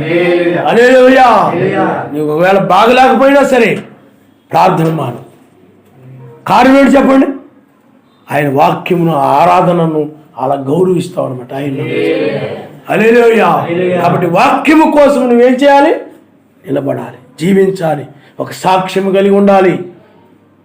చివరి కాలంలో రక్షించబడాలంటే అందుకని ఆ సాక్షి సమూహము మేఘములే మనల్ని ఆవరించి ఉన్నదని ఉంది. ఆ సాక్షి సమూహం అంటే ఆ నీతిమంతులు, ఆ ఎబ్రిల్ రాసిన పత్రిక 11వ అధ్యాయంలో రాయబడినటువంటి ఆ నీతిమంతులు, ఆ సాక్షులు, ఆ సమూహము మేఘములే మనల్ని ఆవరించి ఉన్నారన్నది. చూడండి, వాళ్ళు ఎలాగైతే వాక్యం కోసం నిలబడ్డారో, జీవించారో, అలాంటి సాక్షులు, అలాంటి సాక్ష్యం కలిగిన వారు నిన్ను ఆవరించి ఉన్నప్పుడు, అంటే వారి వల్ల నీవు ఉన్నప్పుడు ఆ సాక్ష్యాన్ని నువ్వు కలిగి ఉన్నట్లే కాయన. హల్లెలూయా. అప్పుడు నీ ఇష్టం వచ్చినట్లు ఉండవు, నీ ఇష్టం వచ్చినట్లు జీవించు, నీ ఇష్టం వచ్చినట్లు నడవు, నీ ఇష్టం వచ్చినట్లు ఆలోచించు, నీ ఇష్టం వచ్చినట్లు మాట్లాడవు, ఆయన ఇష్ట ప్రకారంగా చేస్తుంటావు ప్రతి. కానీ చాలామంది అందుకని విశ్వాసులు కనబడుతూ ఉన్నారు, కానీ ఇక్కడ వాక్యం వింటారు, కానీ ఇంటికి వెళ్ళిపోయిన తర్వాత ఇష్టం వచ్చినట్లు ఆలోచించడం, ఇష్టం వచ్చినట్లు మాట్లాడడం, ఇష్టం వచ్చినట్లు జీవించడం, ఇష్టం వచ్చినట్టు తిరగడం, ఇష్టం వచ్చినట్టు నడవడం, ఇష్టం వచ్చినట్టు జీవిస్తూ ఉంటారు. వాక్యం బాగానే వింటారు చక్కగా, ఇంటికి వెళ్ళిపోయిన తర్వాత బయటికి వెళ్ళిపోయినప్పుడు, లేదా ఇంటి దగ్గర నుండి బయటికి వెళ్ళిపోయినప్పుడు వాళ్ళు ఇష్టం వచ్చినట్టు నడుస్తూ ఉంటారు. అది ఆయన చిత్తమా కాదా అని ఆయన ఆలోచన ప్రకారం కానీ, ఆయన ఇష్ట ప్రకారం కానీ నడవకుండా ఇంట్లో వాళ్ళ ఇష్ట ప్రకారము, బయట వాళ్ళ ఇష్ట ప్రకారము, ఎవరి ఇష్ట ప్రకారం కానీ వాక్యానికి వ్యతిరేకంగా నడుస్తూ కొనసాగుతుంటాం. ఏమిటి చెప్పండి? ఇక్కడ విశ్వాసిగా నువ్వు కనబడినా నరుల్లోకి వెళ్ళినప్పుడు నువ్వు విశ్వాసిగా లేనట్లయితే విడిచిపెట్టబడ్డవి. ఇక్కడ చర్చిలో వాక్యం వింటే విశ్వాసిగా కనబడవచ్చు, నరుల్లో కూడా జ్యోతులు వలె ఉండాలి. విశ్వాసం, క్రియలు కలిగిన విశ్వాసం. గత ఆదివారం మనం నేర్చుకున్నాం క్రియాపూర్వకమైన విశ్వాసం. క్రియలు లేని విశ్వాసం మృతము. అందుకని ఎక్కడ చూసినా కానీ క్రియలు లేవు, ఓర్పు లేదు, సహనము లేదు. ఎక్కడ చూసినా మనుషుల్లో కోపాలు, ద్వేషాలు, కక్షలు, పగలు ఇవన్నీ పెరిగిపోయాయి. కారణం ఏంటి? దురాత్మగా ఆయన విడిచిపెట్టేశాడు. అందుకని విశ్వాసులు కనబడడం లేదు. పిల్లారా, ఎక్కడ చూసిన విశ్వాసులు, నరులలో విశ్వాసులు కనపడలేదు. నరుల మధ్య నీవు జీవించాలి, విశ్వాసిగా జీవించాలి, రక్షించబడే విశ్వాసిగా, ఎత్తబడే విశ్వాసిగా మనుషుల మధ్య నీవు ఉండాలి. సంఘంలో నువ్వు కనబడవచ్చు, కానీ జనుల్లోకి వెళ్ళినప్పుడు నీ జీవితం మరలా వారి వలె ఉంటుంది, మా మాటలు కూడా వారి వలె ఉంటున్నాయి, ఆలోచనలు కూడా నరుల వలె ఉంటున్నాయి, క్రియలు కూడా వారి వలె ఉంటున్నాయి, నడవడి నీ ప్రవర్తన అంతా కూడా వాళ్ళని ఆకర్షించే విధంగా, వాళ్ళని ఆకట్టుకునే విధంగా, ఆ విధంగా లోకంలో నరుల్ని ఆ విధంగా లోక సంబంధంగా నీ నడవడి, నీ ప్రవర్తన అంతా ఉంటాం. అందువలన నీవు ఇక్కడ ఉన్నంత మాత్రాన్ని నేను విశ్వాసిని అనుకోకూడదు. నరులలో, లోకములో నువ్వు ఉన్నప్పుడు నరులలో భక్తి కలిగిన వ్యక్తిగా నువ్వు నడుస్తూ ఉన్నావు. ఒక మార్కెట్కి వెళ్ళినప్పుడు అక్కడ నువ్వు ఆ భక్తి కలిగిన వ్యక్తిగా నువ్వు కనబడుతూ ఉండాలి. ఎక్కడికైనా వెళ్ళినప్పుడు, ఆ బట్టలు కొనడానికి వెళ్ళినప్పుడు, ఇంకో చోటుకు వెళ్ళినప్పుడు నీవు ఆ పరలోక సంబంధించిన వ్యక్తిగా నువ్వు ఉండాలి. కానీ వాళ్ళ మధ్యకి వెళ్ళిపోయినప్పుడు, ఆ జనుల మధ్యకి వెళ్ళినప్పుడు నువ్వు కూడా వాళ్ళతో పాటు నువ్వు కూడా వాళ్ళ మాటల్లో నీ మాటలు ఏకీపించేసి, వాళ్ళ తలంపులు నీ తలంపులు ఏకమైపోయి, వాళ్ళ క్రియలు నీ క్రియలు ఏకమైపోయి ఇక్కడ విశ్వాసిగా కాకుండా అన్యుల వలె నువ్వు జీవిస్తూ ఉన్నట్లయితే నువ్వు ప్రమాదంలో పడిపోతావు. అందువల్ల నువ్వు ఎక్కడున్నా కానీ రక్షణ కొరకు మొరపెడుతూ ఉన్నావు. ఆయన నామనిస్తావు. మందిరంలో ఉన్నప్పుడే కాదు, ఆ నరుల మధ్య ఉన్నప్పుడు కూడా ఆయన నన్ను రక్షించిన ఆయన, విశ్వాసం లేని జనుల మధ్య నేను జీవిస్తూ ఉన్నాను, విశ్వాసం లేని అనగా ఈ యొక్క నరుల మధ్య నేను నడుస్తున్నాను, అన్యుల మధ్య నేను జీవిస్తూ ఉన్నాను. ఎక్కడ కూడా విశ్వాసం కనబడటం లేదు, ఎక్కడ కూడా విశ్వాసులు కనబడటం లేదు, ఎక్కడ చూసిన భక్తి పరులు కనబడటం లేదు. నన్ను రక్షించును ఆయన అని ఆ నరుల మధ్య ప్రార్థించే వ్యక్తిగా నీవు ఉండాలి. ఆయన హల్లెలూయా, హల్లెలూయా. తలలు వంచుకోండి, మనం ప్రార్థన చేసుకుందాం. స్తోత్రములు నాయన, స్తోత్రములు నాయన. ఓ ఎక్కడ చూసినా భక్తి పనులు కనబడకపోవడం అనేది, విశ్వాసులు కనబడకపోవడం అనేది నరులలో ఇదంతా మనకు చూసిన ప్రపంచాన్ని ఆయన తుడిచిపెట్టబోతున్నాడని, నాశనం చేయబోతున్నాడని ఒక సూచన. అంతం కాబోతుందంటే నమ్మేవారు కనపడడం లేదు. ఆయన యొక్క ప్రపంచాన్ని నాశనం చేయబోతున్నాడంటే నమ్మేవారు కనపడడం లేదు. ఇవి లోకం నుండి బయటికి రండి, ఉగ్రత రాబోతుంది భూమి మీదకి, ప్రపంచాన్ని ఆయన నాశనం చేయబోతున్నాడు. మీరు ఈ లోక సంబంధమైన వాటిని కూడా వదిలి ఆ యొక్క వాటి మీద మనసు లేకుండా బయటకు రండి, నీతిమంతులుగా జీవించండి, ఆయనతో సమాధానం కలిగి జీవించండి, పరిశుద్ధాత్మ మీద ఆనందంతో జీవించండి. హల్లెలూయా, హల్లెలూయా, అంటే ఈనాడు ఎవరు కూడా నమ్మడం అనేది, ఎక్కడ కూడా విశ్వసించడం లేదు. ఎవరైనా ఏదైనా బాగలేదంటే బాగలేకపోతే పడుకో అనే వ్యక్తిగా నువ్వు ఉండకూడదు. బాగలేకపోయినా ఏదో ఓపిక చేసుకుని నువ్వు ప్రార్థనకు రావాల్సిందే అని చెప్పే వ్యక్తిగా నీవు ఉండాలి. హల్లెలూయా, హల్లెలూయా. నువ్వు చివరి వరకు ఆయన కోసం పోరాడు, ఆయన కోసం చివరి వరకు నువ్వు జీవించు అని చెప్పే వ్యక్తిగా నీవు ఉండాల్సిందా. సాతానుకు లోబడవద్దు, వాక్యానికే లోబడి నడవాలని. ఈ అందమైన ప్రపంచం, మోసపూరితమైన ప్రపంచం, అందం మోసకరము, సౌందర్యం వ్యర్థమని బైబిల్ చెప్తా ఉంది. ఎక్కడ చూసినా అందమే, వస్తువుల్లో అందమే, మనుషుల్లో అందమే, గృహాల అందమే, వీధుల అందమే, అన్ని కూడా ఈ అందమైన ప్రపంచాన్ని నువ్వు ఆశించదు సుమా. ఇది ఒక దినాన బూడిద కుప్పలుగా మారిపోతాయి. నువ్వు రక్షించబడే సమయం ఇదే. ఆ బిల్డింగులు, లేకపోతే ఆ కోటలు, లేకపోతే అవి ఇవి, ఆ వస్తువులు, ఈ వస్తువులు, అవి ఇవి అందంగా కనబడుతున్నాయి. వాటిని నువ్వు ఆశిస్తున్నావేమో, వాటి మీద నువ్వు మనసు పెట్టుకుంటున్నావేమో. లోకంలో ఏది కూడా తమది కానట్టుగా జీవించాలని వాక్యం చెప్తా ఉంది. హల్లెలూయా, హల్లెలూయా, హల్లెలూయా, హల్లెలూయా, హల్లెలూయా, హల్లెలూయా.